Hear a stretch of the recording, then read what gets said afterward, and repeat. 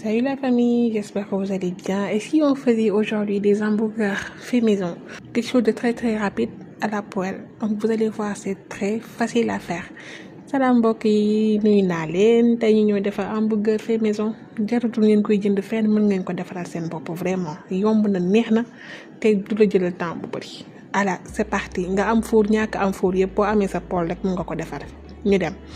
Donc là, on va venir assaisonner notre viande. Donc, on a notre viande hachée, de l'oignon haché. Donc, un mélange de piment de Cayenne vert, rouge et de poivron jaune et rouge aussi. Et de l'ail.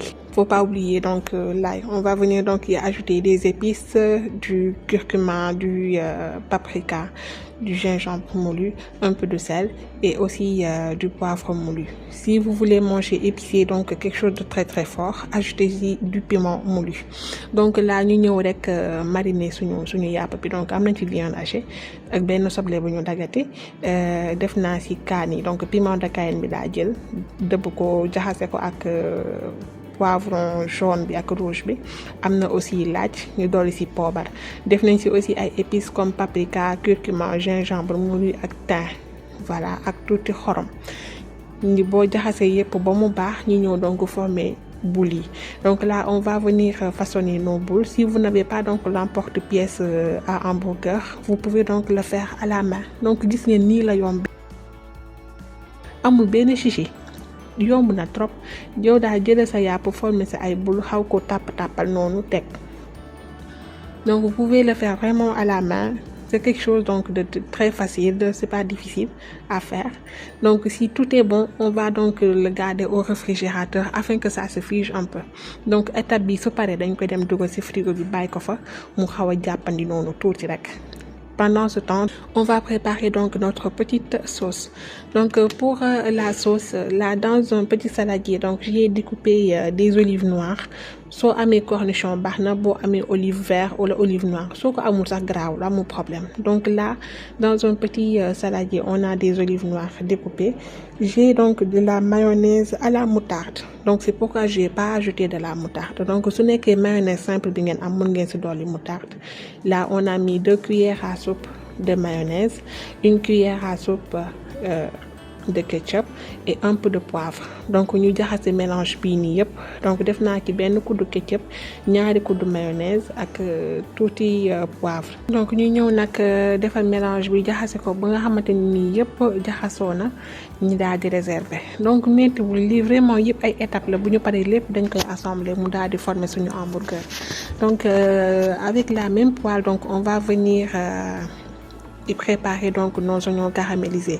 Donc jël nañ poêle bi def nañ ci tuuti diwlin ñëw nañ def ci léegi soble bi nga xamante ne moom la ñu daggat bi. Donc dans une poêle on y met un peu d'huile. Là on va venir donc y mettre nos oignons découpés. Et là j'ai mis un peu de piment en poudre. Donc def naa ci tuuti kaani bu mokk rek da koy may tuuti cafka. Et là on y met du vinaigre. Léegi nii def naa ci tuuti vinaigre, c'est juste pour relever donc le goût un tout petit peu. Donc je voulais avoir un autre goût donc différent et là j'ai mis donc de la sauce huître. Donc dama bëggoon am beneen goût bu xaw a différent ma doon tester léegi sauce huître bi su ma ko ci defee naka lay mel. Et après donc dolli naa ci benn cuillère à soupe de miel. Donc j'ai ajouté aussi donc 1 cuillère à soupe de miel. Donc lii moom moo ko jox effet caramélisé bi. Si vous avez aussi de la sauce soja sucrée donc c'est bon aussi ça passe. Su ngeen amulee lii nii yëpp mën nga utiliser sauce soja sucrée bi surtout boobu da ciy neex trop. Donc là nos oignons caramélisés donc sont prêts. On va venir réserver et passer donc à une autre étape. Donc gis ngeen dara météo fi. Donc avec la même poêle donc on va venir faire cuire nos œufs. Donc là on y casse nos 2 œufs et on va venir donc mettre tout au-dessus du fromage râpé. Donc gis ngeen bu ñu jëlee encore même poêle bi tuuti diwlin rek lañ ci def ñëw def ci suñu omelette yi donc genre œuf sur le plat lay nekk. Soo ko ëlbatee nga jël sa fromage nga wis ci kaw. Boo gisee ne mi ngi seey mën nga ko dindi nga réserver. Donc si vous voyez que le fromage commence à bien fondre, vous pouvez donc le sortir et le réserver.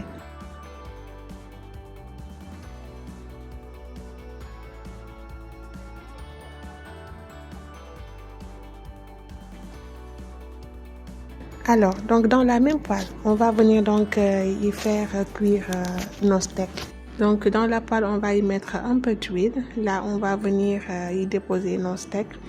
Et si c'est doré, on va venir donc les retourner. Donc ak même poêle bi moom la ñuy jël ñëw def ci tuuti diwlin ñëw donc togg ci suñu steak yi. Gis ngeen amul benn dara lu ci metti lépp yomb na lépp ay assemblage la rek su paree di ngeen gis yomb na defar trop même poêle bi la ñuy utiliser ba jusqu'à la fin. Donc si tous les deux côtés sont dorés, on va venir donc y déposer nos feuilles de fromage. Donc su ñaari côté yëpp doré mën nañ ñëw teg ci suñu ay feuilles de fromage.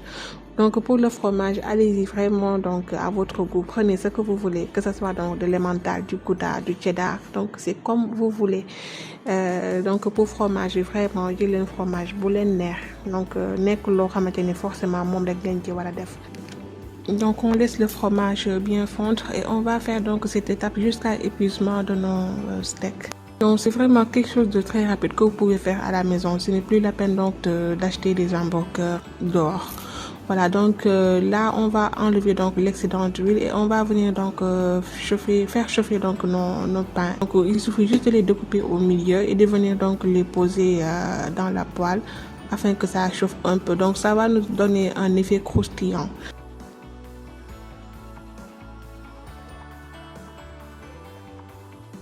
Donc là, tout est bon, on a tous les éléments. On va donc passer à l'assemblage. Donc là, on va prendre un peu de notre petite sauce qu'on avait faite. On va venir donc mettre un peu dans le pain. Là, on va y mettre les oignons caramélisés. On y met donc du fromage. Donc vraiment pour le fromage, allez-y à votre goût. Donc il y a pas de mal. Là, on va venir donc y poser les steaks et donc pour la décoration, vraiment, vous pouvez y ajouter des oignons crus, de la tomate, de la salade, donc ce que vous voulez. Et là, on y met donc l'œuf avec le fromage et on y ajoute quelques tranches de poivron. Juste pour apporter du croquant, donc ce n'est pas obligatoire. Donc si vous aimez manger du ketchup aussi, n'hésitez pas à le mettre. Si vous aimez manger épicé, vous pouvez donc toujours y ajouter donc de la pâte de piment. Donc vraiment allez-y à votre goût, mangez ce que vous voulez. Donc il n'y a pas de mal de manger un hamburger une fois les 3 mois. Voilà, donc ne vous en faites pas pour les kilos. Donc là vous voyez, c'est juste donc des assemblages à votre goût. Donc faites dans le pain ce que vous aimez manger, ce que vous aimez. Donc si vous avez donc de la salade verte, vous pouvez donc l'ajouter aussi. On a fini donc de faire nos hamburgers. Là donc je l'ai mis dans un plat allant au four pour donc faire fondre le fromage et aussi donc faire chauffer le tout. Donc pour cette étape, vous pouvez donc le faire à la poêle. Voilà, donc avec la même poêle, vous pouvez donc continuer votre recette. Donc à côté pour faire descendre tout ça, donc j'ai fait un petit thé bien chaud à côté. Donc ce mélange, c'est un mélange de feuilles de menthe, de gingembre, de citronnelle, de citron séché et des clous de girofle. Donc qu'on a bien séché et qu'on a donc mixé. Donc là on va faire un petit thé. Il suffit juste donc de le faire bouillir et de laisser infuser et après donc vous le filtrez. Voilà, donc là nos hamburgers donc viennent tout juste de sortir du four. Donc pour la décoration, vraiment je me suis pas prise la tête. Je l'ai donc juste posé donc sur la planche et ajouté donc de la moutarde, du ketchup, un peu de piment en poudre et du piment de Cayenne et le restant donc de la sauce. Donc c'était vraiment quelque chose de très bon, quelque chose de succulent. Vous voyez donc un hamburger fait maison. Voilà, il n'y a pas mieux. Franchement, il n'y a pas mieux. Essayez-le et vous m'en donnerez des nouvelles. Donc c'était top. Donc là avec quelques frites à côté, vraiment on s'est bien régalé. Et après donc on s'est fait une bonne tasse de thé. Donc pour le thé, soit vous le prenez comme ça sans sucre, comme moi je le prends sans sucre.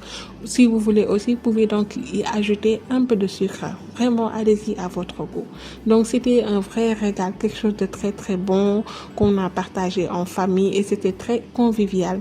Voilà mbokk yi tey lii la leen indiloon, j'espère que recette bi dina leen neex, que di ngeen ko mën a reproduire. Vraiment yomb na, gaaw na te neex na. Donc je vous donne rendez-vous prochainement pour une nouvelle vidéo. D'ici là, portez-vous bien. Bisous.